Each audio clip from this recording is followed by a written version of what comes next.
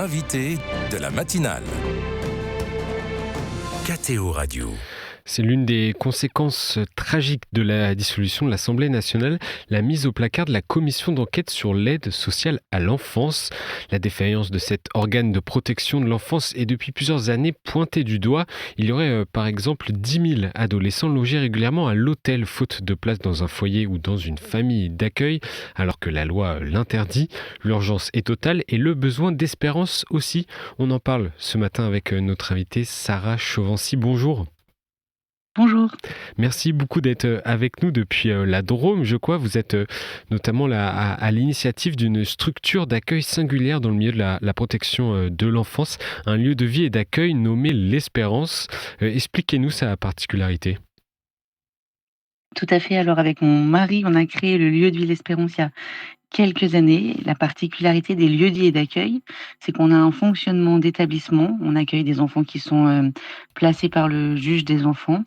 Mais la particularité, c'est qu'avec mon mari et nos enfants, on habite avec les enfants qui nous sont confiés. Ça, c'est une des grandes particularités des lieux de vie d'accueil.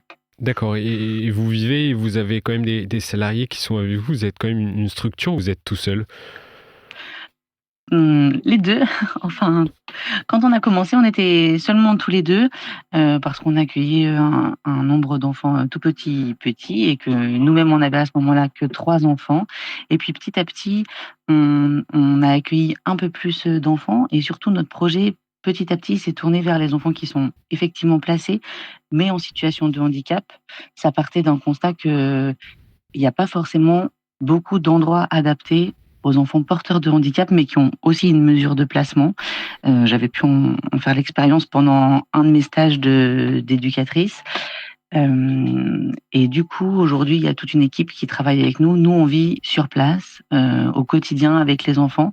Et en journée, il y a 2 éducatrices spécialisées qui travaillent avec nous pour accompagner les enfants dans le quotidien, sur les différents rendez-vous, les suivis d'école. Et puis tout un travail qui est fait également autour de la parentalité, avec les visites accompagnées, les visites des enfants avec leurs parents, etc. Et combien dure généralement un placement ? Est-ce que c'est toujours provisoire ? Non, c'est pas toujours provisoire. On a comme calendrier, le calendrier du juge, c'est-à-dire que tous les 6 mois, souvent pour les tout petits, tous les ans pour les plus grands ou tous les 2 ans, si la situation est vraiment très difficile, il y a une audience devant le juge où on fait état de la situation, tous les progrès qui ont pu être faits de la famille ou pas. Et ça nous donne la ligne de conduite pour l'année à venir, avec des perspectives de travail que le magistrat demande d'autres avancées, ou si la famille a bien progressé, que les difficultés qui avaient été mises en avant lors du placement sont levées. Il y a également des enfants qui sont amenés à rentrer chez eux. D'accord. Alors dans certains cas, on l'a dit, je l'ai dit en introduction, les places se font parfois rares en foyer ou en famille d'accueil. On l'a dit, 10 000 enfants n'ont régulièrement pas de place et ils sont également nombreux à changer régulièrement de lieu de vie. Quelles conséquences peut avoir cette instabilité dans la vie familiale déjà chaotique d'un enfant placé ? C'est vrai que cette situation-là, elle est complexe. Globalement, en France, il manque des places. Il manque des places dans la Drôme, dans mon département, mais il manque des places dans tous les départements. Moi, en tant que chef d'établissement, je suis appelée régulièrement pour des demandes d'accueil que je ne peux pas honorer parce qu'on est tout le temps à effectif maximum, au complet. Les enfants qui sont chez nous, ils ne partent que s'ils sont amenés à rentrer chez eux. Donc ça veut dire qu'on est hyper content. Tout le monde a bien travaillé, soit parce qu'ils sont majeurs, soit parce qu'éventuellement ils peuvent être exclus, ce qui arrive assez rarement, mais normalement, une fois qu'ils sont installés ici, ils bougent plus. Mais par contre, effectivement, dans le quotidien de ces enfants-là, il y a des fins d'arrêt d'accueil, de familles d'accueil qui partent à la retraite, de familles d'accueil qui sont épuisées parce que le travail est difficile. Et c'est des enfants, effectivement, de manière générale, qui ont l'habitude de changer de lieu d'accueil, malheureusement, régulièrement. Et ça, c'est pas effectivement quelque chose de favorable pour le bon développement de l'enfant qui a déjà une histoire complexe. Et dans notre cas à nous, qui a dans la plupart des cas, un handicap associé à son histoire de vie. Et plus les lieux d'accueil changent, plus la situation se complexifie. Et quelle est la réalité aujourd'hui dans les centres d'accueil, dans les foyers qui ne sont pas forcément des structures comme la vôtre qui accueillent plus d'enfants comment ça se passe? Comment on arrive à gérer ce manque de moyens, notamment humains? C'est je ne sais pas si je vais répondre à cette question, c'est compliqué, hein. Il manque des éducateurs, dans les foyers. Il y a des foyers qui sont en sureffectif. La situation aujourd'hui, effectivement, elle est complexe. Après ce que nous, on aime mettre en lumière, avec, toute mon équipe là, c'est aussi toutes les belles choses qui arrivent à se créer, des lieux d'accueil, alternatifs, des petits lieux comme le nôtre où effectivement, ça nous, on est limité à 10 enfants, on peut pas accueillir plus de 10 Mmh. enfants et sur 2 lieux. Donc il y a une grande maison que j'occupe où il y a 6 enfants, accueillis maximum. Alors, comme dans tous les autres endroits, on est un petit peu en sureffectif. Aujourd'hui, la maison elle est occupée par 9 enfants accueillis. Puis on a une autre petite maison à côté où il y a 3 enfants qui sont accueillis. Ça, c'est notre vraiment effectif maximum sur, l'ensemble de l'association. Donc dans la Drôme et partout en France, il y a aussi des beaux projets qui se créent en lieu de vie et d'accueil, mais aussi en MEX un peu différentes, en foyers un peu différents. Et nous, de notre petite place, on a à cœur de soutenir ces petits projets. On reçoit des gens qui ont le souhait de créer des lieux de vie ou des services un peu alternatifs. On reçoit des stagiaires, éducateurs, moniteurs éducateurs. Et puis voilà, si chacun, on a quand même l'espérance que si chacun fait sa part, euh, l'espérance de, enfin, la protection de l'enfance peut quand même Mmh. évoluer et avec de belles choses. Et qu'est-ce que ça change? Qu'est-ce que ça apporte le fait pour un enfant placé, même pour une famille d'assistant familial, d'être dans un cadre vraiment restreint avec un nombre d'enfants moindre? Qu'est-ce que ça apporte de positif pour les enfants placés? Pour moi, ça change tout. Cette idée de créer un lieu de vie, là, elle vient d'un des stages que j'ai fait quand j'étais toute jeune dans le cadre de ma formation d'éduc. Et j'ai fait un stage en maison d'enfants à Lyon. Il y avait un beau projet, hein, il y avait une chouette équipe, tout n'était pas noir, mais il y avait 80 enfants dans la même maison. Et ce jour-là, en plus, moi, je venais juste d'être maman pour la première fois. Vraiment, j'ai cette pensée que 80 enfants qui grandissent ensemble, enfin qui tentent de grandir ensemble dans une seule et unique grande maison, dans un cadre urbain, proche de la ville. Enfin vraiment je trouvais ça compliqué.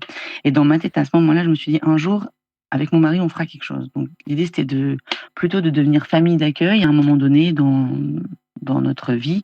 Et puis finalement, on s'est plutôt tourné vers un lieu de vie et d'accueil parce qu'on trouve cette, façon d'accueillir plus complète, avec un fonctionnement d'établissement, avec des moyens différents, avec des collègues qui peuvent travailler avec nous. Enfin moi, j'ai créé toute une équipe avec nous. On est presque une dizaine maintenant sur les 2 maisons à travailler auprès de ces enfants. Et ce que ça change, c'est le fonctionnement d'un établissement avec certains moyens, une indépendance aussi dans nos différents projets qu'on peut mettre en place avec les enfants, tout en vivant avec eux. Ces enfants-là, ils ont l'habitude en foyer d'avoir, un éduc le matin, un éduc le soir, un veilleur de nuit, un remplaçant, un stagiaire. Il n'y a jamais la même personne auprès de moi-même, auprès de mon stage. Il y a quelques années, je savais jamais avec quel collègue Mmh. j'allais travailler, j'étais Ouais. complètement perdue. Je me suis dit: «Mais comment on peut grandir en sachant jamais qui va être là le matin quand on va se réveiller, qui va être là le soir, quand je vais rentrer de l'école, qui va venir à la réunion où ça devrait être mes parents, mais comme je suis placée, c'est les éducateurs». Vraiment, j'ai trouvé ça difficile.